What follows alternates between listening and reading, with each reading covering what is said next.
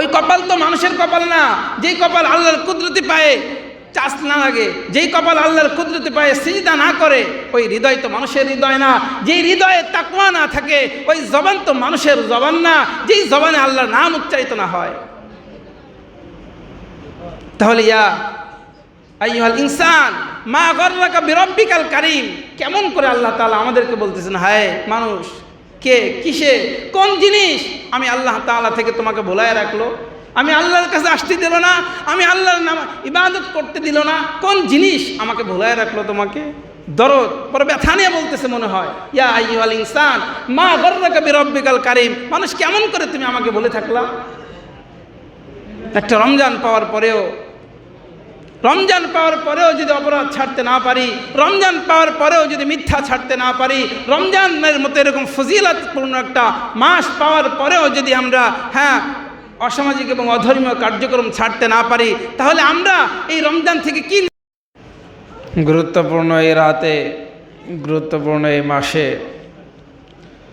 আল্লাহ তাআলার ইবাদতের জন্য আগে আসার তৌফিক দিয়েছেন। এই জন্য প্রত্যেকেই হৃদয় থেকে শুকরিয়া আদায় করি আর বলি আলহামদুলিল্লাহ।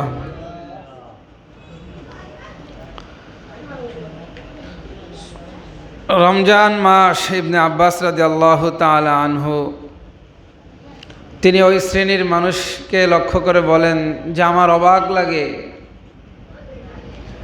যে রমজান মাস এত দামি মাস, এই রমজান মাসের মধ্যে এত গুরুত্বপূর্ণ একটি রাত লাইলাতুল কদর, এই দামি মাসের মধ্যে এই দামি রাত মানুষ ইবাদত না করে সংসারের ব্যস্ততায় থাকে কেমন করে? সে নিজের পরিবারের ব্যস্ততায়, দুনিয়ার ব্যস্ততায় থাকে কেমন করে?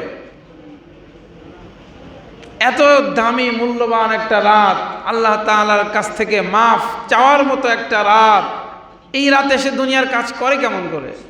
সে তো আগামী রমজান পর্যন্ত বেঁচে নাও থাকতে পারে, এটাই তো হতে পারে তার সর্বশেষ রমজান, এটাই তো হতে পারে তার সর্বশেষ এই গুরুত্বপূর্ণ রাত। তাহলে সে এই রাতে, এই মাসে ইবাদত না করে দুনিয়ার কাজ করে কেমন করে? সে এই গুরুত্বপূর্ণ রাতে সংসারের কার্যক্রম কিভাবে করে? আগামী রমজান পর্যন্ত সে বেঁচে নাও থাকতে পারে। ইবনে আব্বাস রাদিয়াল্লাহু তাআলা আনহু তার এই মতামত এভাবেই তিনি ব্যক্ত করেছেন। কিভাবে থাকে মানুষ দুনিয়ার কাজে?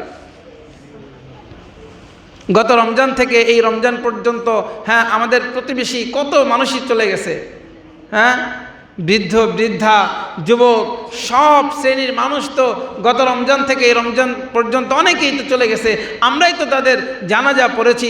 তাহলে আগামী রমজান পর্যন্ত আমরা যারা বেঁচে আছি এখান থেকেও কিছু মানুষ থাকবে না, তাহলে সেই না থাকার তালিকায় আমার আপনার নামটাও তো থাকতে পারে। এই জন্য ইবনে আব্বাস রাদিয়াল্লাহু তাআলা আনহুর এই আফসোস যে সে দুনিয়ার কাজ কেমনে করে মাফ না নিয়ে। এটা তো মাফ নেওয়ার মাস, এটা তো মাফ চাওয়ার মাস। আম্মা জান আয়েশা রাদিয়াল্লাহু তাআলা আনহা আল্লাহ রাসূলকে এই কথাই জিজ্ঞাসা করতেছিলেন যে ইয়া রাসূলুল্লাহ, আমি যদি কদরের রাত পেয়ে যাই, কদরের মতো এই মহামূল্যবান রাত যদি আমি পেয়ে যাই, তাহলে এই রাতে কি করব? আল্লাহ রাসূল সাল্লাল্লাহু আলাইহি সাল্লামকে এই প্রশ্ন করলেন আম্মা জান আয়েশা রাদিয়াল্লাহু তাআলা আনহা, কি করব আমি? প্রশ্নের জবাবে রাসূল সাল্লাল্লাহু আলাইহি সাল্লাম বললেন, কুলু, এই রাত যদি যখন তুমি এই রাত পেয়ে যাইবা, লাইলাতুল কদর যখন তুমি পেয়ে যাইবা, কুলু, তখন তুমি আল্লাহ তাআলার কাছে বলো, আল্লাহ তাআলার কাছে বলো, আল্লাহুম্মা ইন্নাকা আফুউন তুহিব্বুল আফওয়া ফাফু আন্নী। আমরা একটু সবাই বলি, আল্লাহ রাসূল আম্মা জান আয়েশা রাদিয়াল্লাহু তাআলা আনহাকে এটা শিখাচ্ছেন যে রাতটা যদি পেয়ে যাও তুমি আল্লাহ তাআলার কাছে এই দোয়া করবা।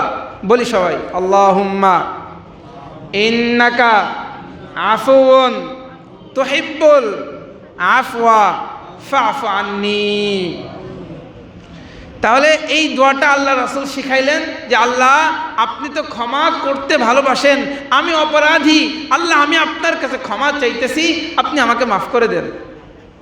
কেননা রমজান পাওয়ার পরেও সে যদি নিজের গুনাহ মাফ করাইতে না পারে, রাসূল তার জন্য অভিশাপ দিচ্ছে যে সে ধ্বংস হোক। তাহলে এই যে এত বড় অভিশাপ, আল্লাহর রাসূল অভিশাপ দিচ্ছে, যদি গুনাহ মাফ করাইতে না পারি ওই ব্যক্তি ধ্বংস হয়ে যাবে। এই জন্য রাসূল এই দোয়াটা শিখায় দিলেন যে বেশি বেশি আল্লাহর কাছে ক্ষমা চাও, আল্লাহ আপনি আমাকে মাফ করে দেন, আল্লাহুম্মা ইন্নাকা আফুউন তুহিব্বুল আফওয়া ফা'ফু আন্নী। আরবিটা যদি অনেকে নাও পারি, বাংলাতে বলবো যে আল্লাহ আপনি আমাকে ক্ষমা করে দেন, আপনি তো ক্ষমা করতে ভালোবাসেন, আমি আপনার কাছে ক্ষমা চাইতেছি আপনার ভালোবাসার জায়গা থেকে, আপনার এই পাপিষ্ঠকে আল্লাহ আপনি মাফ করে দেন। তাহলে সর্বপ্রথম কাজ হবে ক্ষমা চাওয়া। আল্লাহ রাসূল সাল্লাল্লাহু আলাইহি ওয়াসাল্লামের জিন্দেগির মধ্যে লাইলাতুল কদরে 5টি বিষয় খুবই গুরুত্বপূর্ণ, যেটা আল্লাহ রাসূলের বিভিন্ন কিতাব থেকে আমি যতটুকু পেয়েছি যে আল্লাহ রাসূল 5টা কাজ বেশি করতেন লাইলাতুল কদরে, সবচেয়ে বেশি 5টা কাজ করতেন। 1 নম্বর, আল্লাহ রাসূল ঘুমাইতেন না। লাইলাতুল কদর কবে এটা একটু পরেই বলতেছি। আল্লাহ রাসূল ঘুমাইতেন না, যেহেতু অনির্দিষ্ট। লাইলাতুল কদর এটা কি? অনির্দিষ্ট। এটা কেউ জানে না, রাসূলও জানতেন না, এটা সাহাবা ইকরামও জানে না, এটা মানে তাবিঈ মানে কেউই জানে না টোটাল।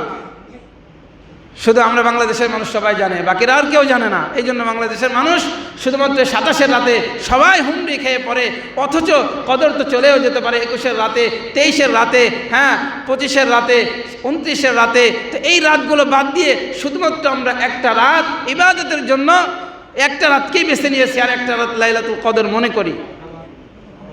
কোনো একটা রুমের মধ্যে বা কোনো একটা বক্সের মধ্যে যদি বলা হয় যে এই রুমের মধ্যে বা এই বক্সের মধ্যে অনেক স্বর্ণ রূপা, অনেক দামি দামি অলংকার, অনেক টাকা রাখা আছে, আর ওই রুমটা তালা মারা, দেওয়া হলো তার কাছে 5টা চাবি।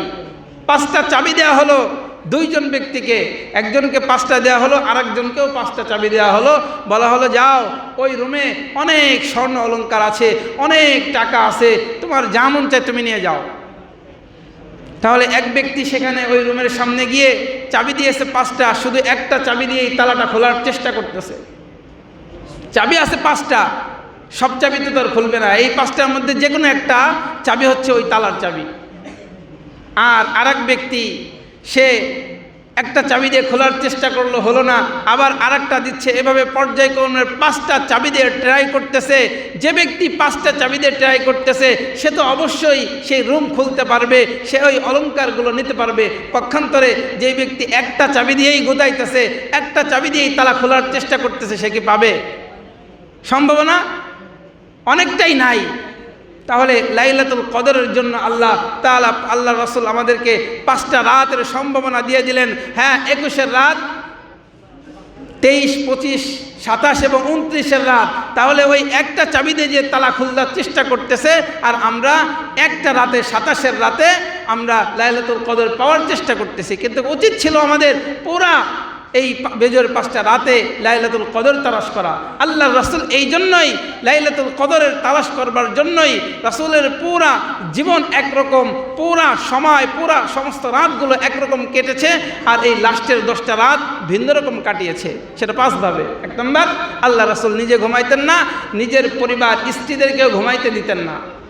আল্লাহ রাসূলের জিন্দেগির মধ্যে পাওয়া যায় আল্লাহ রাসূল সারা বছর রাতের কিছু অংশ ঘুমাইতেন, কিছু অংশ ইবাদত করতেন।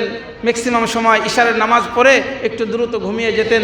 এরপরে আবার কখনো মধ্যরাতে, আবার কখনো মধ্যরাত অতিক্রম করবার কিছু সময় পরে, এভাবে আল্লাহ রাসূল উঠে ইবাদত করতেন।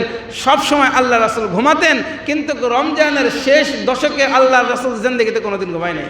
সব সময় এই লাইলাতুল কদরের অন্বেষণে, লাইলাতুল কদরের মতো এই মর্যাদামান রাতে ইবাদত করবার জন্য আল্লাহ রাসূল এই লাস্টের 10 দিন ঘুমাইতেন না। রাসূল নিজে ঘুমাইতেন না, বিষয়টা এমনও না, রাসূল নিজেও ঘুমাইতেন না, স্ত্রীদেরকেও ঘুমাইতে দিতেন না। তাহলে 1 নাম্বার রাসূলের জিন্দেগি থেকে কি পাইলাম? আমরাও ঘুমাবো না আজকের এই 27-এর রাত এবং 29-এর রাতে, বা আমাদের পরবর্তী জিন্দেগিতে যতদিন আল্লাহ তাআলা হায়াত রাখেন, সবসময় মনে রাখবো যে শেষ দশকের কোন রাতে, মানে সর্বোচ্চ পর্যায়ে আমরা চূড়ান্ত পর্যায়ে চেষ্টা করবো ইবাদত করবার জন্য। 1 নম্বর, আল্লাহ রাসূল ঘুমাইতেন না। 2 নম্বর এতেকাফ। আল্লাহ রাসূল সাল্লাল্লাহু আলাইহি সাল্লাম সারা জীবনে এতেকাফ করেছেন, লাস্টের 10 দিন। শেষ দশকে আল্লাহ রাসূল যতদিন বেঁচে ছিলেন সবসময় এই লাইলাতুল কদরের অন্বেষণে রাসূল এতেকাফ করেছেন। 3 নম্বর তেলাওয়াত কোরআন।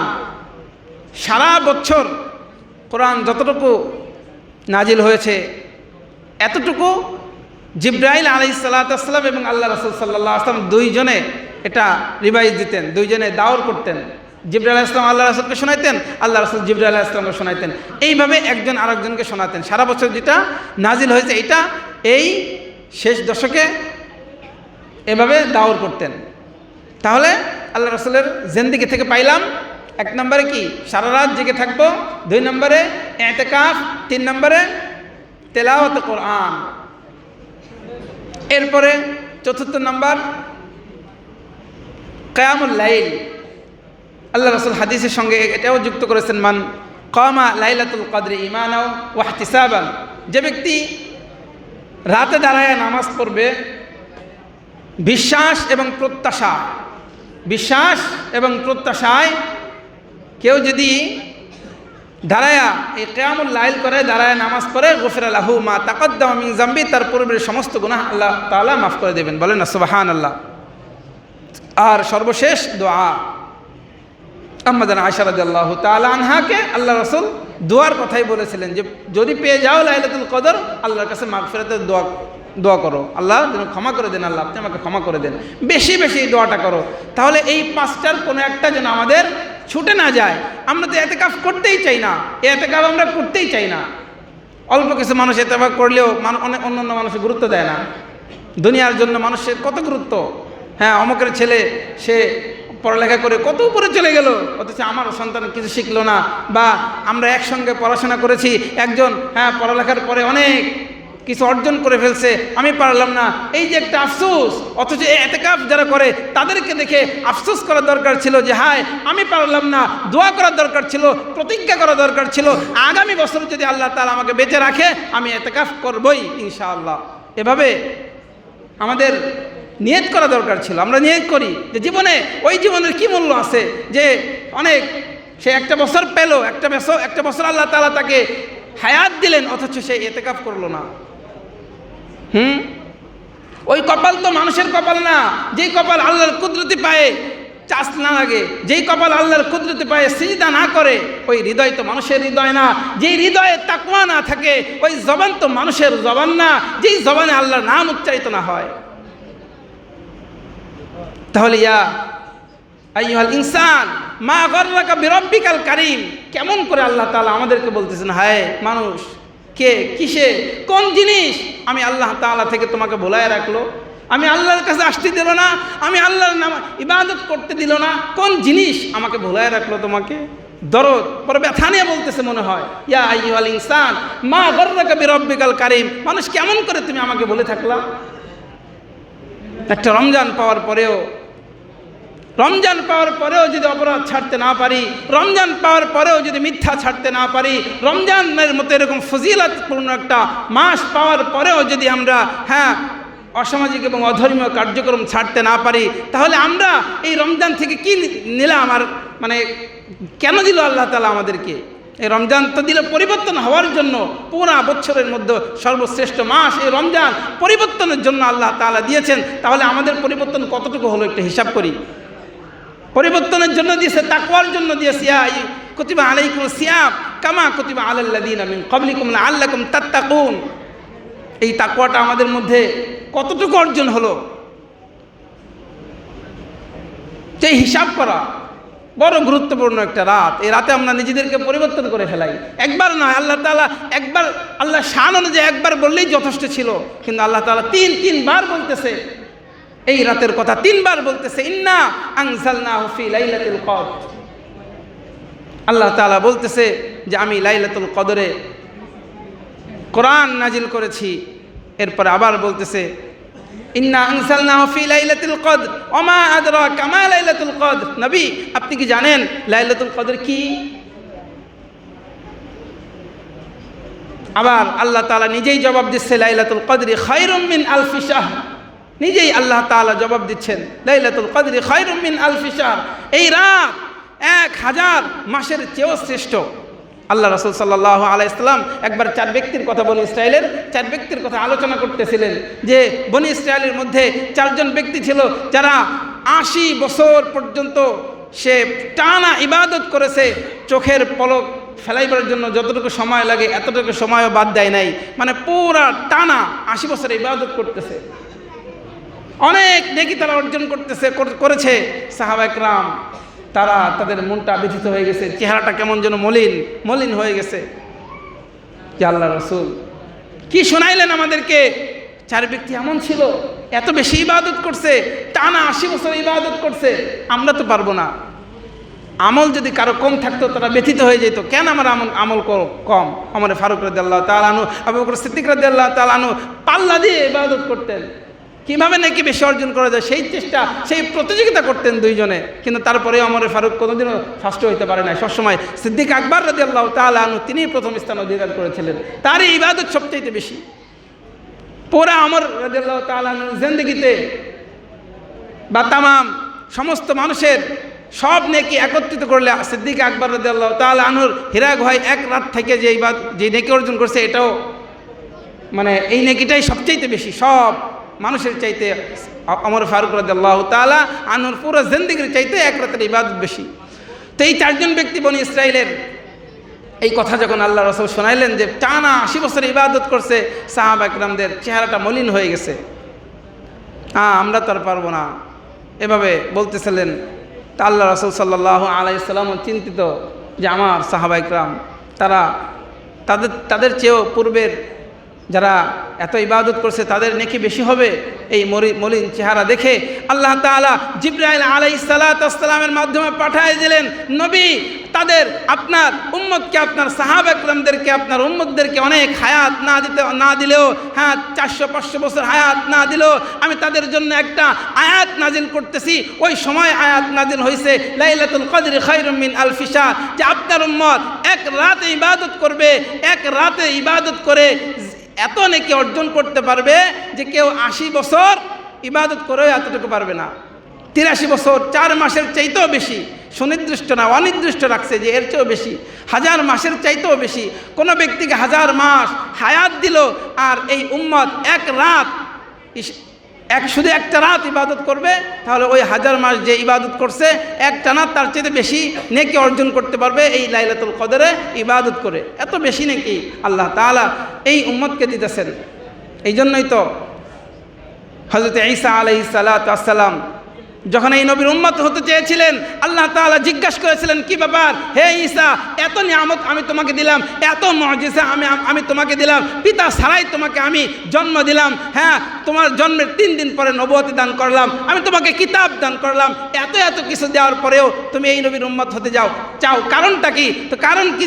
এই কথা যখন আল্লাহ তাআলা বলেছিলেন, ঈসা আলাইহিস সালাতু ওয়াস সালাম বলতেছিলেন, আল্লাহ আপনি আমাকে যেই কিতাব দিয়েছেন এই কিতাবের প্রত্যেকটা পৃষ্ঠা আমি পড়ে দেখেছি, এই কিতাবের শুরু থেকে শেষ পর্যন্ত সব আমি পড়ে দেখেছি, এই কিতাবের কোথাও লেখা নাই, এই কিতাবের কোথাও লেখা নাই 1 রাত ইবাদত করলে হ্যাঁ 1000 মাসের চাইতেও বেশি নেকি দেওয়া হয়, এই কিতাবের কোথাও লেখা নাই। এই জন্য যেহেতু আপনি বিশ্বনবী মুহাম্মদুর রাসূলুল্লাহ সাল্লাল্লাহু আলাইহি সাল্লামের উম্মতের জন্য এমন দামি একটা রাত রেখেছেন, ওই দামি রাতে ইবাদত করে আমি নেকি অর্জন করবার জন্য সেই নবীর উম্মত হতে চাই। অথচ রাসূল ঈসা আলাইহিস সালাতু ওয়াস সালাম 5 জন নবীর মধ্যে শ্রেষ্ঠতম একজন নবী, সেই নবী পর্যন্ত এই রাতের ইবাদত করতে চেয়েছে, আল্লাহর কাছে দোয়া করেছে এই নবীর উম্মত হওয়ার জন্য, আর আমরা বিনা দোয়ায় সেই নবীর উম্মত হতে পেরেছি। আবার সেই রাতটাও আমরা 5টা রাত, এই 5টা রাতের মধ্যে যে কোনো একটা রাত লাইলাতুল কদর জানার পরেও আমাদের মাঝে কি নাই? আমলের কোনো ইচ্ছা নাই, কোনো গুরুত্ব নাই। অনেকের মধ্যে যাদের মধ্যে আছে তো এটা আল্লাহ তাআলা অনেক মেহেরবানি, আর যাদের মধ্যে নাই তারাও নিজেদের মধ্যে আমল করবার হ্যাঁ একটা গুরুত্ব, একটা ইচ্ছা জাগ্রত করি, ইবাদতের গুরুত্ব জাগ্রত করি। যে আমরা তো এটাই ইবনে আব্বাসের যে কথা, ইবনে আব্বাস রাদিয়াল্লাহু তাআলা আনহুর, যে আগামী রমজান পর্যন্ত নাও থাকতে পারি, চলেও তো যেতে পারি। লাইলাতুল কদরের মতো এত দামি মাস, 80 বছর তো বেঁচে থাকবো না। 80 বছর কয়জন বেঁচে থাকে? তো 1 রাত ইবাদত করলে 80 বছর ইবাদতের সমান সব পাইতেছি, তাহলে সেই রাতটা মিস কেন করব? তা আল্লাহ তাআলা এই রাতে আমাদেরকে ইবাদত করার তৌফিক দান করেন। 27 রাত আর 29 রাত, 2টা রাত আছে, এই 2টা রাত যেন আমাদের মিস না হয়। আল্লাহ রাসূল শেষ দশকে ঘুমাইতেন না, বিশেষ করে এই বেজর রাত্রিতে আরও বেশি গুরুত্ব দিতেন। তো আমরাও যেন রাসূলের মতো গুরুত্ব দেই। হ্যাঁ, 1 নম্বরে গুরুত্ব, 2 নম্বরে তেলাওয়াত কোরআন। এই রাতে কি করব? অনেকে জিজ্ঞাসা করে যে হুজুর লাইলাতুল কদরে কি করব। একটু আগেই বলছি যে আমাদের আয়েশাই জিজ্ঞেস করছিলেন যে ইয়া রাসূলুল্লাহ, লাইলাতুল কদর যদি পেয়ে যায় কি করব? আল্লাহ রাসূল শিখাই দিলেন, দোয়া পড়ো, মাগফিরাত, ক্ষমা চাও, আল্লাহুম্মা ইন্নাকা আফুন তুহিব্বুল আফওয়া ফাআফু আন্নি। এই দোয়াটা পাঠ করতে থাকো। আমরাও আরবিতে নাও জানতে পারি, বাংলাতে বলতে থাকবো। 1 নম্বরে এই ক্ষমা চাইবো, 2 নম্বরে তেলাওয়াত করব, 3 নম্বরে কিয়ামুল লাইল। আল্লাহ রাসূলের পা ফুলে যেতেন, নামাজ এত দীর্ঘ সময় দাঁড়ায় নামাজ পড়তেন, ফুলে যেতেন পা। আয়েশা রাদিয়াল্লাহু তাআলা আনহা বর্ণনা অনুযায়ী তিনি বর্ণনা করেন যে আল্লাহ রাসূল এত সময় দাঁড়ায় নামাজ পড়তেন যে পা পর্যন্ত ফুলে যেতেন। তাহলে আমরা এই ইবাদতগুলো করব, ক্ষমা চাইব, তেলাওয়াত করব, নামাজ পড়ব, জিকির আজকার, দোয়া দুরূদ তাসবিহ তাহলিল। হ্যাঁ, এই ইবাদতগুলো করব, পুরা রাত না ঘুমায়া ইবাদত করবার চেষ্টা করব। আর একটা হলো এই 12টার দিকে জিকির হবে। দাদা হুজুর সবসময় জিকির করায় অনেক বছর ধরে, হয়তো অনেক বছর আপনারা জানেন যে রাতে জিকির করে। তো আজকেও 12টার সময় আজকে জিকির হবে, দাদা হুজুর জিকির করাবে ইনশাল্লাহ। আমরা সবাই সেখানে উপস্থিত থাকবার চেষ্টা করব। আর ঈদের নামাজের আসার আগে কিছু সুন্নাত রয়েছে, যেগুলো এখন না বললে তো পরবর্তী তার সময় হবে না। তো ঈদের নামাজের আগে যে বিশেষ কিছু সুন্নাত, যে ওই দিন ঈদের দিন খুব ভোরে ঘুম থেকে ওঠা। আমরা একটু ভোরে অন্য দিনের মতো না করি, ঈদের দিন একটু ভোরে আমরা কি করব? ঘুম থেকে উঠব। ঘুম থেকে উঠে আমরা গোসল করব, মেসওয়াক করব। মেসওয়াক ঈদের দিনের বিশেষ এক সুন্নাত, সারা বছরই সুন্নাত। তো এই ঈদের দিন থেকে আমরা মেসওয়াক করার আমলটা শুরু করতে পারি। হ্যাঁ, এরপরে পরিচ্ছন্ন পোশাক পরিধান করব, সুগন্ধি লাগাবো। এই যে আমাদের একটা পিস্টন লাগাই দিছে, আলহামদুলিল্লাহ, কত সুন্দর মসজিদের আদব সমূহ মাসুদ ভাই লাগাই দিছে। তো এই যে এখানে মসজিদের আদবগুলো সুন্দরভাবে লেখা আছে, প্রথমেই লেখা আছে দেখবেন যে পরিচ্ছন্ন পোশাকে সুগন্ধি মেখে হ্যাঁ মসজিদে গমন করা। তাহলে সুন্দর পোশাক, নতুন পোশাক, যাদের নতুন পোশাক নাই তারা যেই পোশাক থাকুক না কেন সবচেয়ে পরিষ্কার যেটা সেটা পরবো এবং সুগন্ধি লাগাবো।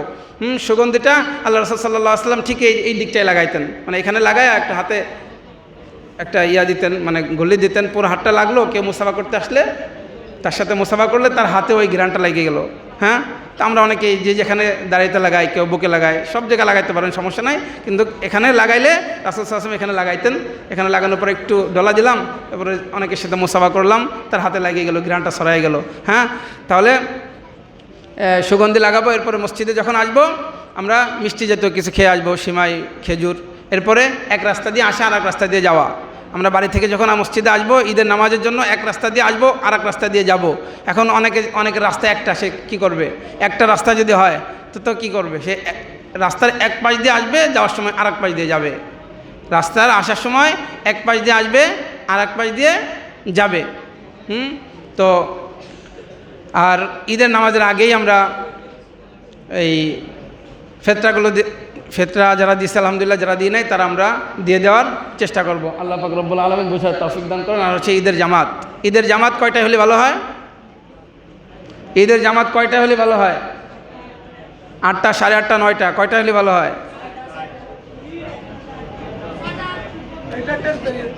ঈদ উল ফিতরের জামাত একটু পরে হয়, ঈদ উল আজহা একটু আগে হয়। তো 6টা যারা বলতেছেন ওটা ঈদ উল আজহার জামাত একটু আগে হয়, কিন্তু এটা তো অত আগে না। এটা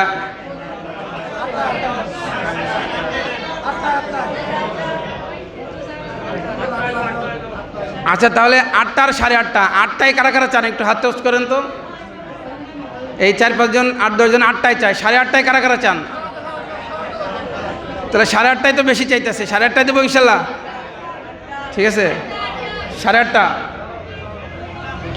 আচ্ছা ঠিক আছে ইনশাল্লাহ। তাহলে আমাদের ঈদ উল ফিতরের জামাত 8:30 শুরু হবে ইনশাল্লাহ। 8:30 ঈদ উল ফিতরের নামাজ হবে।